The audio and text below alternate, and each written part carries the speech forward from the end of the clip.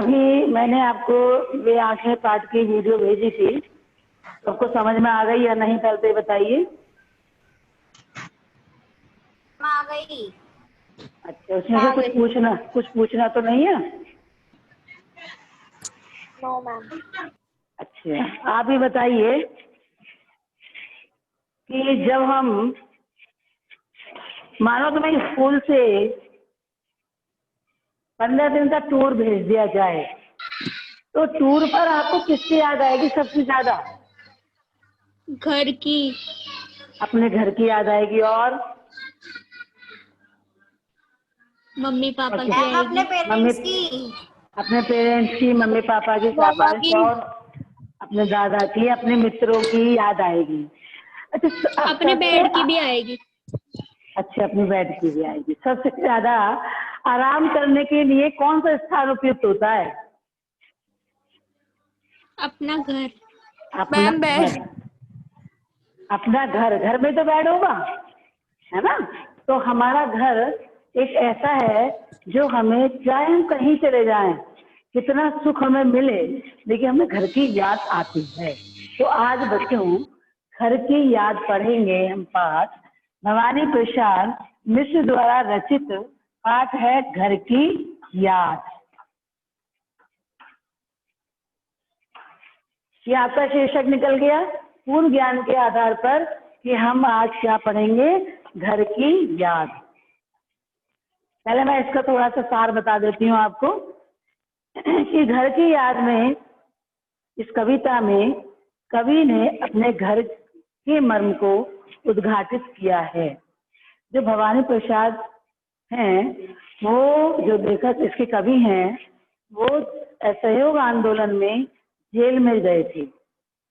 असहयोग आंदोलन में भाग लेने के कारण उन्हें जेल जाना पड़ा। जेल में जब बारिश का मौसम आया, क्लियर नहीं हो रही। क्यों आवाज क्लियर क्यों नहीं है? मैंने तो वहां से सही करा हुआ है। क्लियर है मैम। तो उन्होंने वहां पर, उनको बारिश में अपने घर की याद आती है, अपने पिता की, अपनी माँ की, अपने भाइयों की, अपनी बहन की याद आती है। उसका वर्णन इसमें किया गया है कि उन्हें कितनी पीड़ा अपने घर की होती है। कवि के स्मृति संसार में उनके सब परिजन, कभी माँ, कभी पिता, कभी बहन और कभी भाई, सब एक एक करके शामिल होते हैं। घर की अवधारणा को कवि ने सार्थक और मार्मिक ढंग से यहाँ पर रखा है, और यही इस कविता की केंद्रीय संवेदना है। तो इस पाठ में कवि ने अपने मन की पीड़ा को बताया है कि मुझे अपने घर की याद आ रही है, लेकिन वे अपने माता पिता को दुखी करना नहीं चाहते। उसका वर्णन भी अंत में दिया गया है। पहले मैं वाचन करूंगी, आप अपना आप वाचन कर लेना अपने उसमें, अपने घर पर बैठे ही। घर की याद। आज पानी गिर रहा है, बहुत पानी गिर रहा है, रात भर गिरता रहा है, प्राण मन गिरता रहा है। बहुत पानी गिर रहा है, घर नजर में फिर रहा है, घर की मुझसे दूर है जो, घर खुशी का दूर है जो। कुछ शब्दार्थ देख लेते हैं। पानी तो आपको पता ही है, जल। गिर रहा है,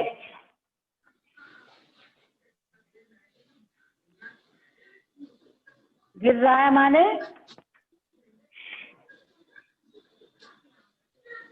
मतलब बारिश आ रही है। हाँ, बरस रहा है। गिर रहा का अर्थ होगा बरस रहा है।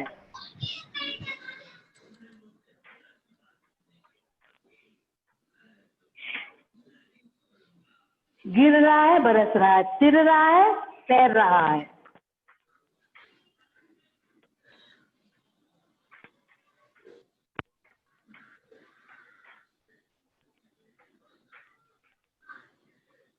ब्लैक बोर्ड दिख रहा है आपको?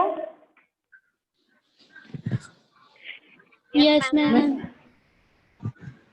खुशी का घर खुशी का पूर है। खुशी का पूर माने खुशी से भरा पूरा।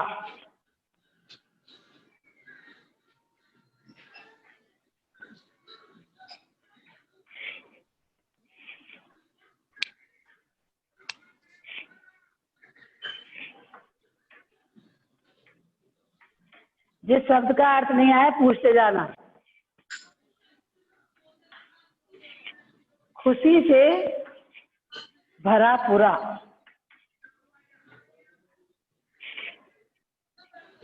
मायके आप जानते हैं? मायके किसे कहते हैं? मायके नानी का घर, मतलब नानी का घर नहीं, पिता का घर। हाँ वही। जब लड़की अपने ससुराल चली जाती है तो घर आती है पिता के घर, तो मायका होता है। नानी का घर होता है ननिहाल। नानी का घर कौन सा क्या होता है? ननिहाल। परिताप, परिताप माने दुख।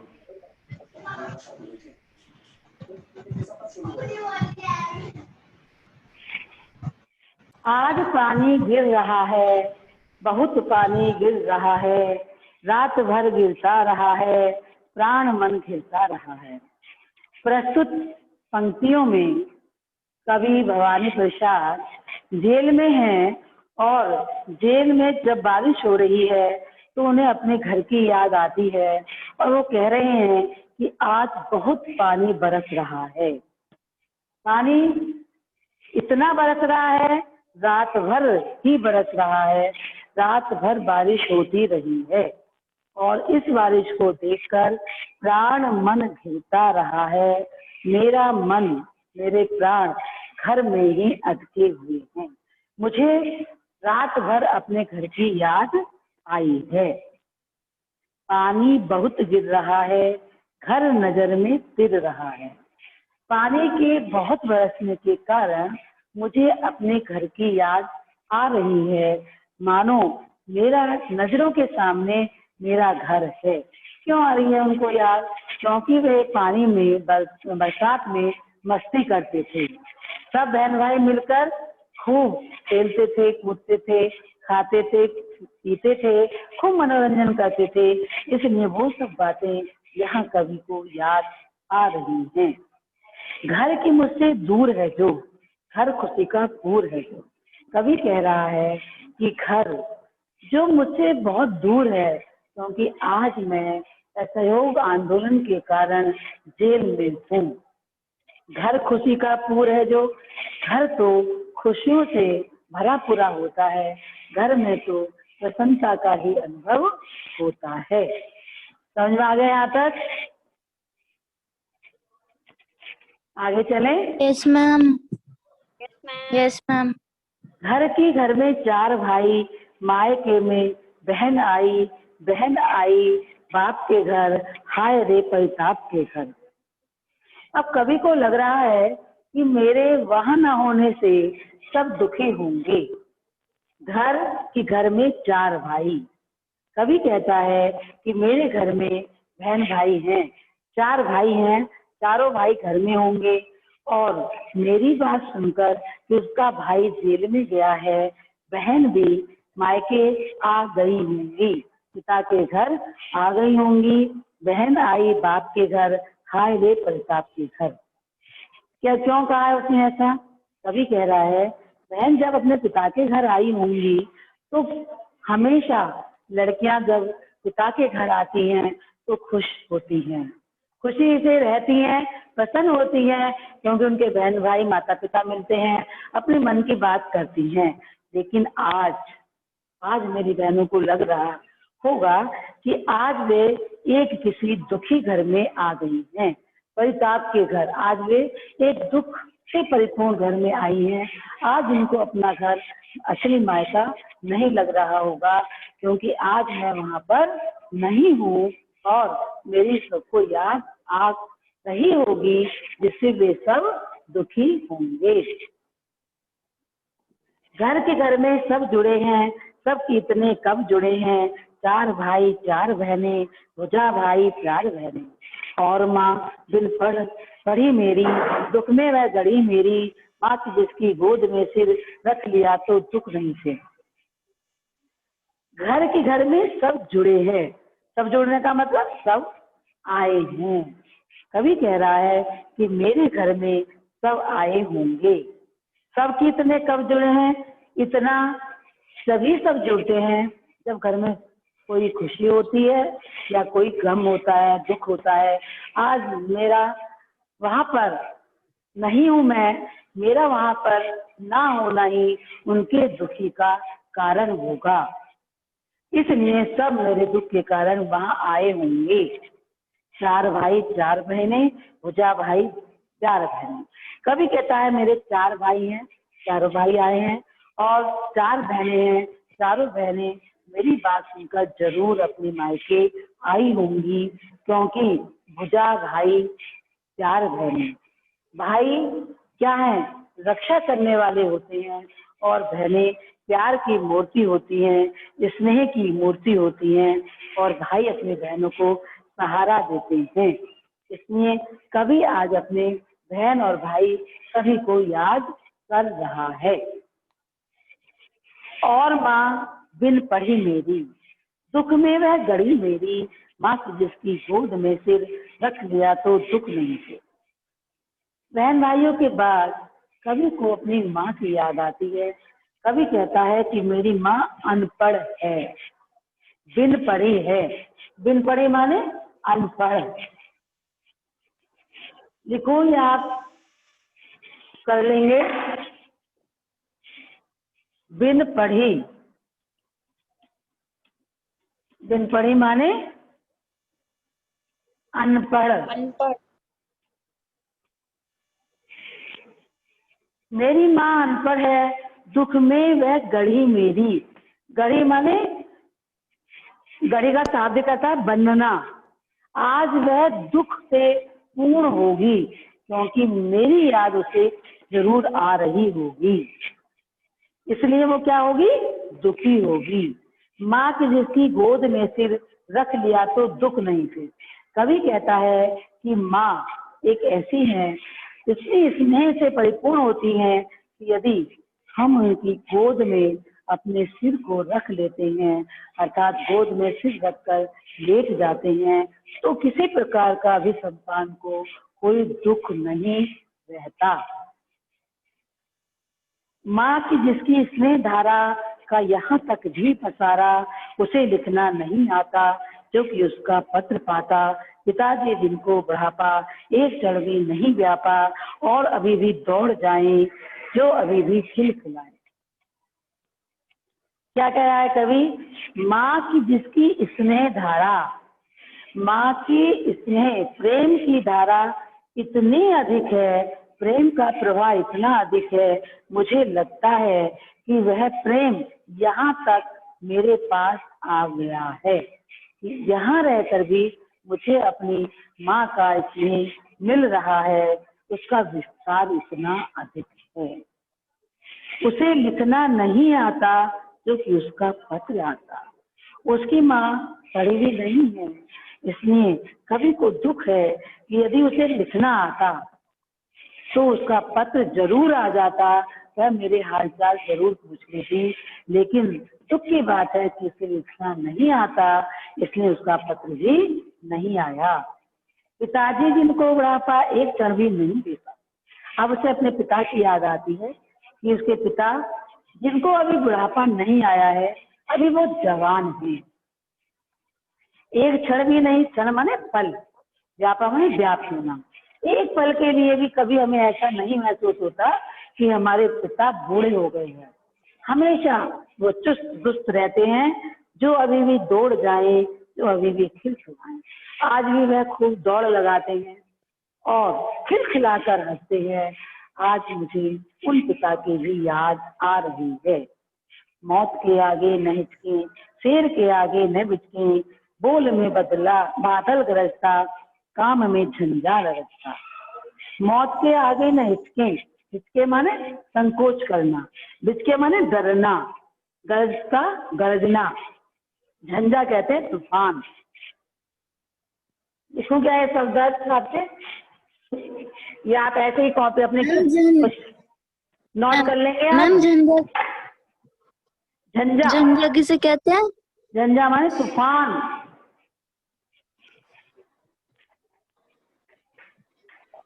झंझा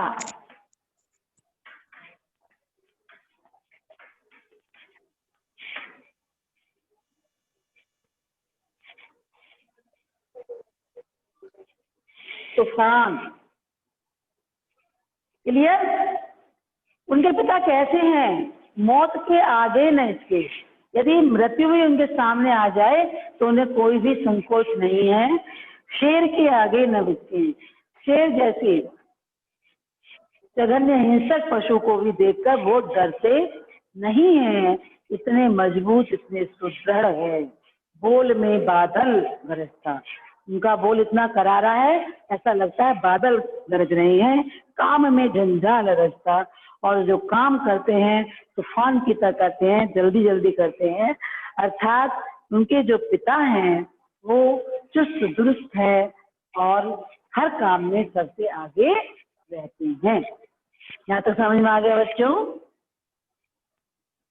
आगे चलें। Yes ma'am. आज गीता पाठ करके, दंड 260 करके, खूब मुकदर हिला लेकर, मूठ उनकी मिला लेकर, जबकि नीचे आए होंगे, नैन जल से छाए होंगे, हाय पानी गिर रहा है, घर नगर में फिर रहा है। इन पंक्तियों में कवि ने अपने पिता की दिनचर्या का वर्णन किया है कि उनके पिता प्रतिदिन गीता का पाठ करते हैं, अर्थात वो आध्यात्मिक हैं, और रोज व्यायाम करते हैं, इसलिए ही वो चुस्त दुरुस्त हैं। कवि कहता है, उनके कार्यों का स्मरण करते हुए आज गीता पाठ करके, दंड 260 करके। आज मेरे पिता जब गीता का पाठ उन्होंने कर लिया होगा और अपने व्यायाम में उन्होंने 260 उठक बैठक लगाई होंगी। एक बच्चों व्यायाम का एक साधन होता है उठक बैठक लगाना, दंड बैठक लगाना। खूब मुकदर हिला देकर, मूठ उसकी मिला लेकर।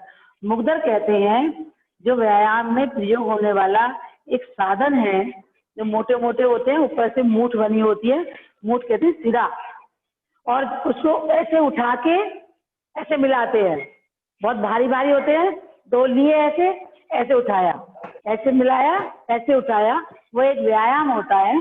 तो कभी उसको याद कर रहा है कि आज मेरे पिता ने 260 उठक बैठक लगाई होंगी, दंड बैठकें करी होंगी, और मुकदर को लेकर उसको हिला हिलाकर उसके सिरों को आपस में मिलाया होगा। क्लियर हो गया? आपको समझ में आ गया? मुकदर किसे कहते हैं? ऐसे दो बड़े बड़े वो होते हैं, यस मैम। और उसके ऊपर मूठ बनी होती है, भारी होते हैं वो व्यायाम करने के लिए। ऐसे लेकर फिर उसको ऐसे मिलाते हैं, फिर ऐसे लेते हैं, फिर ऐसे मिलाते हैं, तो उसे कहते हैं मुकदर। तो कभी अपने पिता के व्यायाम को भी याद कर रहा है। जबकि नीचे आए होंगे, नैन जल से छाए होंगे, हाय पानी गिर रहा है, घर नगर में फिर रहा है। कवि कहता है जब वो अपनी पूजा पाठ व्यायाम करके नीचे आए होंगे तो उनके नेत्रों में, नैन माने नेत्र, आंख, उनकी आंखों में आंसू होंगे। जल से छाए होंगे, आंसू से उनके नेत्र भर गए होंगे। हाय पानी गिर रहा है, घर नगर में फिर रहा है। हाय आज इतना पानी बरस रहा है, मुझे अपने घर की याद आ रही है, घर मेरी आंखों के सामने नजर आ रहा है। चार भाई चार बहनें, भुजा भाई चार बहनें, खेलते या खड़े होंगे, नजर उनको पड़े होंगे। पिताजी जिनको बुढ़ापा एक क्षण भी नहीं व्यापा, रो पड़े होंगे बराबर पांचवे का नाम लेकर। क्या कह रहा है कवि कि चार भाई हैं हम, चार बहनें हैं। भाई रक्षा करने वाले हैं और बहनें प्यार की मूर्ति हैं, स्नेह की मूर्ति हैं। खेलते या खड़े होंगे, नजर उनको पड़े होंगे। वो सब बहन भाई आपस में खेल रहे होंगे या एक जगह खड़े होंगे, और जब उनकी किनकी पिता की पिता की नजर उन पर पड़ी होगी। पिताजी जिनको बुढ़ापा एक क्षण भी नहीं व्यापा, रो पड़े होंगे बराबर पांचवे का नाम लेकर।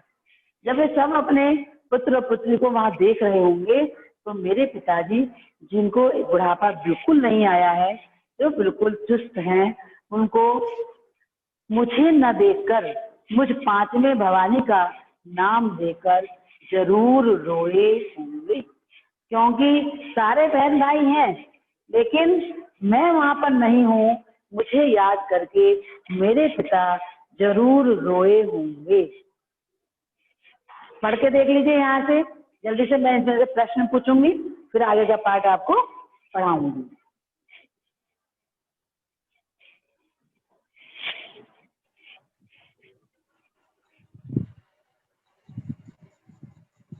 अच्छा बच्चे बताओ, घर और मकान में क्या अंतर होता है? मैम घर तो वो होता है जिस जहाँ पे लोग रहते हैं, और मकान वो होता है जो खाली मकान, चार दीवारी। ये काफी कुछ सही है। घर उसे कहते हैं जिसमें परिवार रहता है, जिसमें स्नेह होता है, जिसमें सहयोग की भावना होती है, प्यार होता है, बंधुत्व की भावना होती है, जिसमें पूरा सदस्य रहते हैं, माता पिता भाई बहन। और मकान केवल ईंट गारे से खड़ा हुआ एक मकान होता है, जिसमें न शांति होती है, न प्रेम होता है, और न कोई हमें वहां पर शीतलता का अनुभव होता है, न सुख का अनुभव होता है। आज उसे अपने भाई बहनों की क्यों याद आ रही है? आज भवानी मैम प्रसाद क्योंकि कभी वो जेल उनके में साथ नहीं है, वो जेल में है। क्योंकि पानी बरस रहा है, वो उनके पास नहीं है। वो पानी में जो मस्ती करते थे, आज वो उनके साथ नहीं कर पा रहे हैं। अच्छा, उनके कितने भाई थे और कितनी बहन थी? हम चार भाई थे, चार बहन थी। चार बहन थे और 4 भाई थी। उनकी माँ कैसी थी? कितनी पढ़ी थी? बिना पढ़ी लिखी। मैम वो बिना पढ़ी लिखी अनपढ़ थी। अनपढ़ अनपढ़ थी। और उनके पिता की क्या क्या विशेषता थी? कोई एक दो विशेषता बताइए। उनको बुढ़ापा नहीं आया था। वो बूढ़े नहीं थे, बहुत हष्ट पुष्ट थे। नहीं बेटा, वन बाई वन बोलेंगे, वन बाई वन, एक एक प्रश्न का उत्तर एक एक बच्चा देगा। नंबर 1 विशेषता बताइए जल्दी से। मौत के आगे मैम नहीं वो थे। जवान थे। उनको बुढ़ापा नहीं आया था, ठीक है। दूसरे बच्चे बताएगा। मैम वो आध्यात्मिक थे। वो आध्यात्मिक थे। और अगला बच्चा बताए। योगा करते थे, इस वजह से रोज व्यायाम कोई बीमारी नहीं वो रोज व्यायाम करते थे। और विशेषता और और वो भी है। मौत से संकोच नहीं करते थे। मौत से भी नहीं संकोच करते थे। और उनके काम में तूफान दिखता था। उनके काम में इतनी जल्दी थी, फुर्ती थी, जैसे तूफान आ गया हो, तो उनके अंदर फुर्तीलापन था। और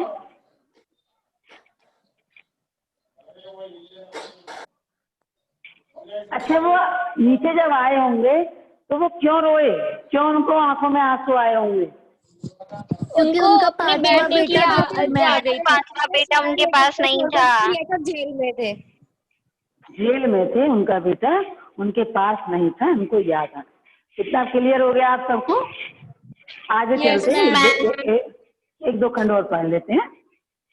पांचवा मैं हूँ अभागा, जिसे सोने पर सुहागा।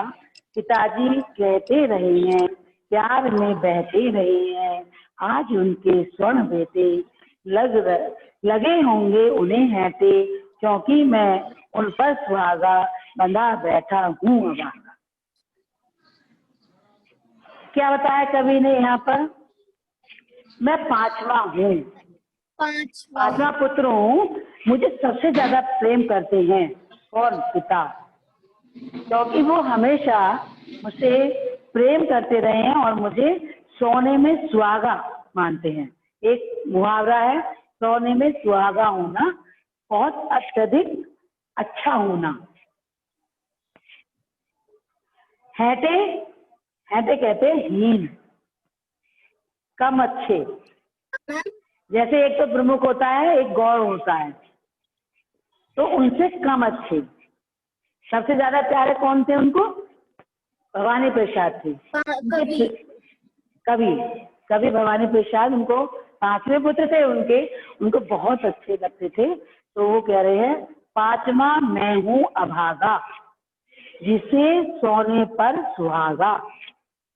5वां मैं स्वयं हूँ और मैं अपने को आज अभागा मान रहा हूँ, जिसे सोने पर सुहागा। लेकिन मेरे पिता मुझे अत्यधिक अच्छा मानते थे, सोने में सुहागा मानते थे।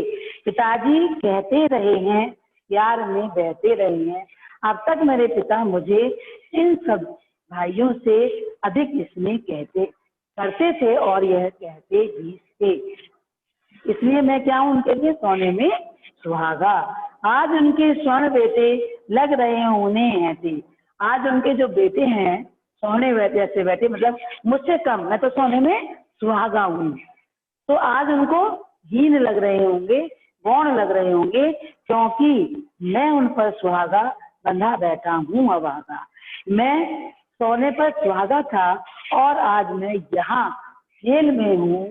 मैं इतना दुर्भाग्यपूर्ण हूँ आज, इसलिए मैं जेल में होने के कारण वह सोने के बेटे भी उन्हें हैते लग रहे होंगे, कुछ कम लग रहे होंगे, क्योंकि वे मुझे ही सोने में सुहागा मानते रहे हैं। बच्चों पढ़ लीजिए, यहाँ से जो समझ में नहीं आया हो आप पूछ लीजिए। इसके नाम लिख के कोई बच्चे भेजेगा मुझे?